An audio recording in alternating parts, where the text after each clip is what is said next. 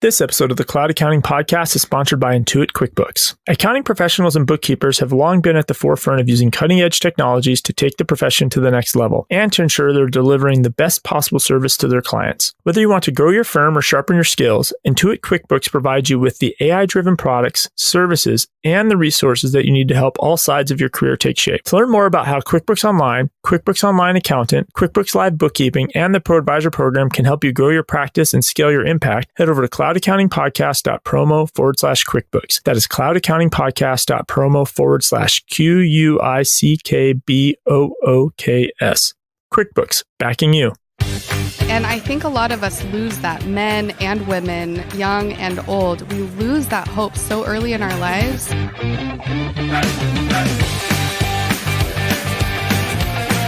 Welcome to the Cloud Accounting Podcast. I'm Blake Oliver. I'm David Leary. I'm Stacy Ennis. I'm Nancy Buffington. I'm Laura Tully, and we're from Next Level Women Leaders. Next Level Women Leaders. We are here at QuickBooks Connect in San Jose, 2019. We are recording live. All of you are on the QuickBooks Connect speakers page, and I start poking around because I'm like, what makes a good podcast? Like, what's interesting? And usually it's like, this is what will be interesting, something I don't know a lot about. And I start drilling down everybody's profiles, and I noticed all of you are founders of the Next Level Women's Leaders, right? And me being a father of a very powerful 13-year-old girl who's like, she's the president of her school, and she's very career-focused and very driven and very strong-minded. What makes, like, why is there a need for a communication platform and leadership training for women? Like, why does that need to exist, or why did you found that? Well, we started Next Level Women Leaders because we noticed a gap with women that we were working with, and it was really a gap between what they knew was inside of them, the potential that they knew they could achieve, and what the world believed they could deliver. And so our training is really about helping women align who they are on the inside with how they show up on the outside. I'm going to say a little bit more there. More power to you and your daughter for having, for her being a really powerful 13-year-old. I was a really powerful and eccentric girl in the 1960s, surrounded by artists and all kinds of crazy people. And when I turned 12, I got real quiet real fast because at 12 years old, you're developing, you suddenly have peer pressure that you're aware of. And I went absolutely silent from 6th grade until the end of graduate school, never said a word in class. And so that's kind of what Stacy was just talking about, this huge gap between what you have inside and the potential you've got and what you're showing to the rest of the world. So I had a lot to get over personally in order to be able to share that. And that's why, I feel like we all want to give back in that kind of way. And is it just stifled naturally by stereotypes and other people's behaviors? Is it just learned at 12 years old that it really was not okay to be a smart girl?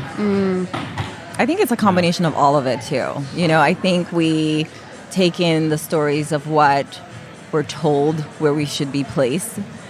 We take in the stories of cultural expectations. But I think we also craft our own stories about where we feel like where we fit in or where we belong. And I think what's cool about Next Level is that we really allow women to have that space where we could have these really hard conversations about showing up in your own way. And that doesn't have to be, I got to be like a guy or I have to be really feminine. It can be on a term where you're actually defining it in your own way. And I don't think most women get to have that space for themselves because it's always being carved out for other people. A lot of the, I guess, maybe not so much now, but at least in the past, a lot of the advice to women was act more like men if you want to get ahead. Right. And there's still, I think, some of that messaging that goes on. Yeah. And you're saying it doesn't have to be that way. Yeah, absolutely. That's right. And we're in a really exciting time to be able to gather women together in a space and talk about these issues and to help each other feel emboldened to take that next step and maybe take a risk or at least define for ourselves what our lives can be and then take the steps to get there. I mean, that's really what we're aiming to help women do. So our last interview we did was there was a bunch of accountants coaches. And so one of the big problems for accountants and bookkeepers is value, like charging for their value or finding value in themselves.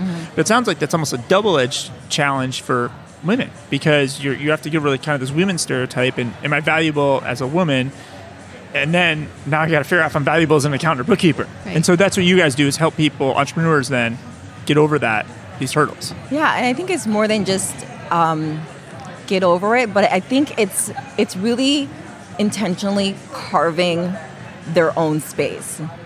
And whether you're a man or a woman, I think it's really having that space where you can actively participate in how you are showing up. And I think what Next Level does is give these women the space to really immerse themselves in conversations that are, quite frankly, like it's, our 2-day training is very challenging. And the feedback that we get from our attendees are that it pushes them in ways that make them really uncomfortable. But I feel like that is part of the growth. That's part of the process of really getting to where you're going to thrive. So gender diversity is diversity basically in general is a big problem in the accounting profession, right? I don't know the stats off the top of my head, but it's like less than 20% of partners at firms, at least the big firms, are women, right? I'm close to that number. I think it's almost 50% at the beginning as far as like entering the profession, and then as it goes up each layer of management to partner, it just goes less. There's just so much attrition. That's typical. So what advice do you have to women who are in those firms who are not partner and aspire to be partners and want to break into those ranks? Like, how do we fix this imbalance? Or do I try to work my way into the system that's already there, or do we just say that's failing and we can never fix it? One of the things that I would say, and it goes back, David, to what you were saying about value, is we really start with values. What is my value and what are my values as an individual? Not those that are given to me, but what am I carving out for myself? And so that's a real mindset piece. And that gives you this clarity to then realize that you actually have a fair amount of choice and freedom about, do I want to go do my own thing? Do I want to do this corporate thing? Do I want to create something entirely new? And it's really based on your values and what you want to get out of your life and what you have to contribute. And then everything else builds on that. That's the foundation. I could build on that as well. please do. I think one of the things that we hope women take out of this training is to recognize that they actually have more influence than they believed previously. And teaching them ways to influence the people above them, around them, below them, in their lives, in their work, and to begin to feel this, I think, hope for having more influence in their work. Yeah, I just to add to that, I think it's also recognizing that momentum can happen wherever you are. So whether you're at an entry level, whether you're about to put yourself in the position of advancing in your career or asking for that big raise or whatever it is, I feel like the point for progress is to plug ourselves into all aspects and all arenas to make our physical selves and what we think and how we think visible. Because, if I'm not in the room with you guys, you're not going to know what I'm thinking. I think this applies to men too. Yeah. Absolutely. Yeah. Vice versa. Yeah. Totally. Right. I think so. I have a daughter and she's 6. Her name's Lily. And I observed one day, I'd seen her do this a bunch of times, but it just struck me this one day that when she looks at herself in the mirror, she has this huge smile on her face. It's like she can see what's inside of her. She sees all this greatness and potential and hope. And I think a lot of us lose that, men and women, young and old. We lose that hope so early in our lives. And I think that there's room for us to reclaim that and move forward into a vision, a life that we really, truly want. Yeah. And I think it's both arenas, too, of women giving men the space to be vulnerable and men allowing themselves to not act as the, what's the word? Status quo? Status quo, right. Yeah. We had another guest in the past, Janai Etene, who was on, and she really opened our eyes, and she talked about the whole, if you have a room of just white men, you have to have diversity in that room, because even men will get together and they'll assimilate into the same role, and none of them will be themselves. And until they can be themselves, how are they going to be even open to letting other people be themselves? And Yeah. And she connected for me this idea that, think about it, the reason these firms can't move forward and can't embrace new technology and new ways of working together is because there's not enough diversity of thought Right. in Period. that room, Diversity of right? thought, Period.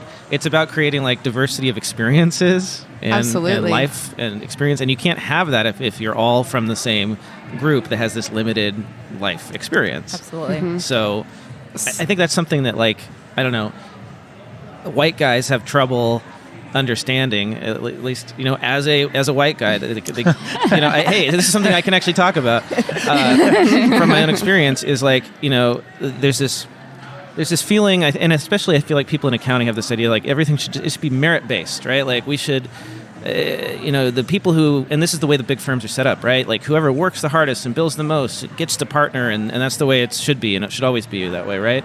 And but the way it's set up, like you see the fall off, right? Like it's designed to create this narrow group of people that can succeed in that environment, and that's bad for the firm. Yeah. It's absolutely bad for the firm. The other piece of that is that, when you ask, if you start backing up and you go, okay, let's even say that it's merit-based and who's making the most contributions and who's bringing in the most work or whatever. Right. The way you define those. How do you define merit? Yeah, Right. How do you define achievement? And who Yeah. who feels like they can actually come out and say, here's what I just did, and let me share my story. Let me share. Who's doing that who's is given that space. going to be people who feel comfortable already doing it, Yeah. and those who feel more tentative, may be doing incredible work, but no one knows it because they're keeping it private. Yeah, and I saw that for myself, right? Is that it's very easy to take credit for other people's work in a team-based environment, like in an accounting firm, right? And people would do it all the time, and people would stay late, right, just to be the last person leaving, even though it doesn't mean they did any better work or they did more work. And then, the mom who leaves to pick up her kids gets penalized in the eyes of the partner for not being as hardworking, even though Absolutely. maybe she is the one who supported all of this, to happen. Yes. And we value hours put in rather than client relationships. Yeah. Or quality of work. Or quality of work, and it's all set up, and it's all set up in a way that if I'm willing to ignore my family, right, sacrifice my personal relationships, and do nothing but stay in the office all the time, Right. which is traditionally easier for white males to do, then you'll succeed. But it's just I couldn't do it. The values aren't there. So 2 episodes ago, I think we had a news story about female-led companies, female CEOs. If you have a female CEO or a female CFO, they're more profitable. Remember Yeah, that? There's a study. Was it? I forget where it showed up, but yeah. Yes. And also females on the board, more Females profitable. More profitable. Yes. So I'm going to tie this back to some stats you have on your website, and I'm just going to read that here. Even though women make up 57% of college graduates, they comprise of only 38% of management positions and a meager 2% of CEOs. 2% of CEOs, like that is. It's astounding. And so, so what does success look like? Obviously, you have individual client success, but what does success for women look like? Is it 57% of college grads? Should 57% be CEOs? Like what is success? Like, what's the world you imagine for our daughters? I think what I want for myself and what I want for my daughter is to be able to choose. I think just having the space for options and not feeling like this space isn't for you. You can't go to that space. You don't belong here because you've never been in this space. I feel like just being able to have the option of accessing as many different spaces and arenas would be a huge progress. I like that a lot because what I like about that is that it speaks to what you were saying earlier, Laura, about not having your space carved out by other people. Yeah.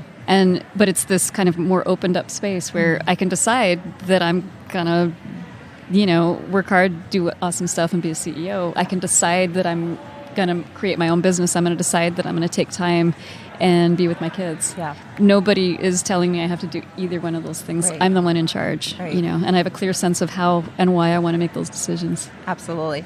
I think too, just, as a woman and as a Black woman, I think that one of the things that has always struck me is that I am now having the ability to see that I can belong in a lot more places where I've just never seen anyone that looks like me, which was like mind-blowing. And, I'm a grown-ass woman. So I think just the fact of seeing women in spaces where you thought like, oh, I didn't know I could exist in this space, and that you belong, and you're competent and capable of being here. I think that's going to be huge. The takeaway for me, I think, is this like not carving out your own space, and it's the same. I think if you using Blake's example of the guys working at the firm, right? They're not controlling their space. They're not making their value choices. They're just doing whatever they need to do because everybody else told them they have to do that, right? And so if everybody keeps compromising their own values, and it's a very American way of working. I've lived in 4 different countries outside of the U.S. I'm in Portugal right now, and not right now. Well, We're there. all physically here in San Jose. We kidnapped her. I'm not calling in. Yes.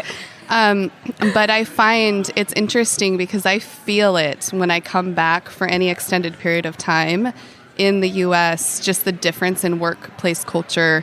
Everything shuts down for 2 hours in the middle of the day where I live in Portugal, That sounds nice. Yeah, including government offices. And it's annoying when you're trying to get something done, but it's nice when you live in a place where it's accepted that you spend time with your family. Mm-hmm. People meet together for meals during the day. And it's a really, really nice thing. I wish we had more of that here. Spending time with family. Yeah. Isn't that a concept? I mean, I love the flexibility that I have, right? I get to work from home. I get to go pick up my son from school. Right? I get to see him in the morning. My father lived a life in corporate America where he was gone when I woke up and he came home when I went to sleep. And and if he was on business trips, I would go weeks without seeing him. And that was just normal. I thought that's the way it was when you grew up. So I'm glad that things are changing in that regard. And I think the stronger women get it, it's going to make the world better for us men. Absolutely. Well, my wife doesn't put up with anything, so she's changing our small family, by saying, hey, this is going to be 50-50. I'm not going to be the caretaker, and you're not going to be the breadwinner. We're not going to do it that way. Yeah. So I think I totally agree, David. I feel like both of you. I feel like it gives you guys more freedom. So much more freedom to choose in a way that you probably are pretty constrained right now in choosing. So I feel like it goes both ways. I like it. I think every dad should, have the flexibility that I have. And, we need to change the way that we work in this country. Absolutely. So that families can spend time together. Yeah. Right. So. Going back to your question earlier about what does success look like, I think it would be similar for women and men. How about if we just were able to be and to do things instead of always having to second guess and work ourselves up for things and compare and go, oh, I'm not qualified for that. How about if I just go, hey, here's a thing. Let me spend all my energy just doing and being that thing instead of all the internal stuff. And that goes for men too. But it's certainly a challenge for women. So I know that you do a 2-day course, and I'm hoping maybe in the time we have left on the show, you could kind of give us like a preview of some of the... A 2-minute course. Let's speed this up. A minute per day. Well, so we've talked about like we need to do this, we need to make this happen. Like, what are the things that you teach in your course? Like some of those, key learnings, if you can share, if anything you'd like to share. Mm-hmm. Sure. Well, Abby, our other co-founder, Abbey Louie, is not here. She starts off our 2-day training with a session on vision and values. So she actually starts with values and then goes to vision.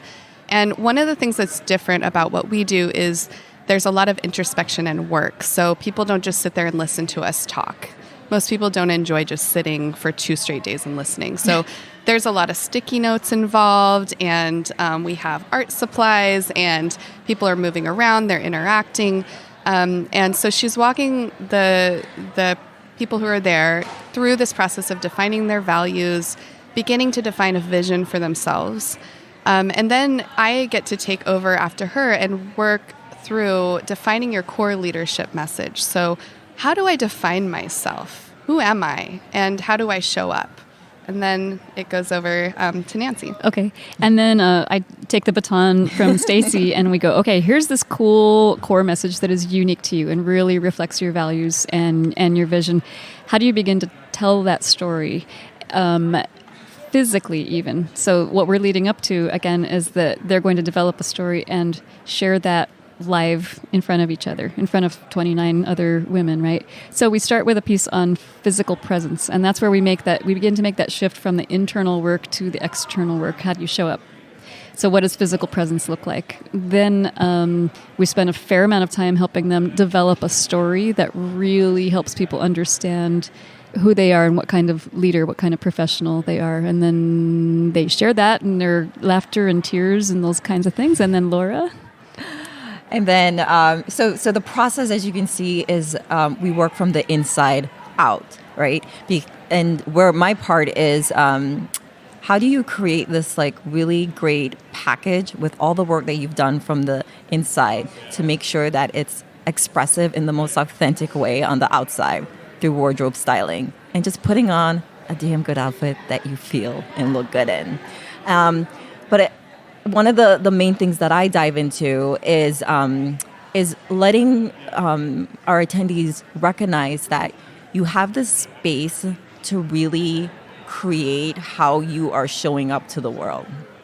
And you can choose how you define that in a really powerful way. And whether it's feeling good in those jeans that you're putting on or rocking that most awesome blazer, whatever it is, it's just having ownership in that you are being authentically you and not someone in a magazine or something you saw on a mannequin, or it's being reflected from the inside out. And at the end of the day, it just makes getting dressed a lot easier. What is interesting about the fact that we all chose to kind of wrap the whole thing up with this great bow of the wardrobe styling with Laura is that a lot of women's trainings really shy away from that. And I understand why. It's a little like, oh, really? Are we going to do clothes? I read Ernst & Young apparently didn't shy away from it. I don't know if you saw that story. We talked about it recently. No. Some of their internal training materials for women were leaked. Oh, yes. And You're right. it wasn't exactly the most flattering type of training. So. Right. So instead of creating more constrictions and saying here's what you must do and can do and all that, it's like let's show you how to do it, and then you take it from here. You decide how you want to do things. You have ownership over this. But trainings that don't give women at least that information leave them they're very hungry for it. We've realized they get really, really into it, and they go, "Oh, you mean I could do this? I could do that?" And there's a lot of self-doubt and even self-hatred that comes out in these sessions, right? And it's a pretty healing experience. And I can tell there's a domino effect of this. Like if you can get somebody to just like, you can pick what you want to wear to a business meeting. You don't have to wear what you're told you have to wear to a business meeting, and that it's a domino, right? And then that leads to another decision you make, like, oh, I can make the decision or the choice, right? It's intentionality. I mean, really, at the end of the day. And part of it for all of us is we've all been impacted by each other in our own growth. And part of why we came together is because we believe in each other and the impact that they've had on us. So Nancy, Laura, Abby have all had a really profound impact on me. And we were working with all these people and referring them between each other. And so we were able to pull it together into this really powerful experience rather than kind of jostling people between us. So it's been pretty neat to see the impact. Yeah. Well, to end on a lighter note, holiday season is coming up, and people are going to be buying toys for their girls, right? Their daughters. And I don't know where I saw this, but I saw a Barbie recently, entomologist Barbie. So I want to get your opinion. Knowing that Barbie hasn't always been exactly the best role model, but like, is this a good thing? I have so many feelings. I want to see the outfit first. It's not pretty. We're going to lose our Mattel sponsorship. But look, Barbie is an iconic figure, right? Yeah. It's Mattel is a giant in the toy industry, and I think it's important that we as consumers hold these giants.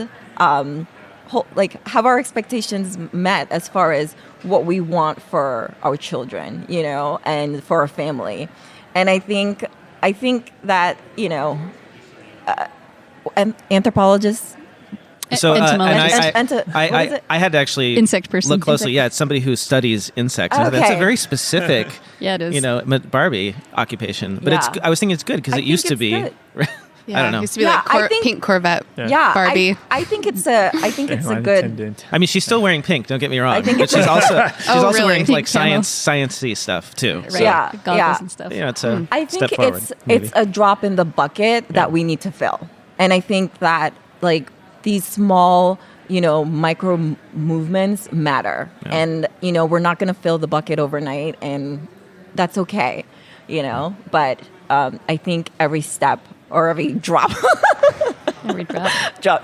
I feel like honestly we've sworn a couple of times, so I think it's been a kind of half-ass effort for most of the toy manufacturers. Like, where are the non-white toys? I feel like, why don't we have more colors represented in the outfits? I don't know. Well, that would go back So, to your no, stats about management, right? So my son is obsessed with the game Guess Who.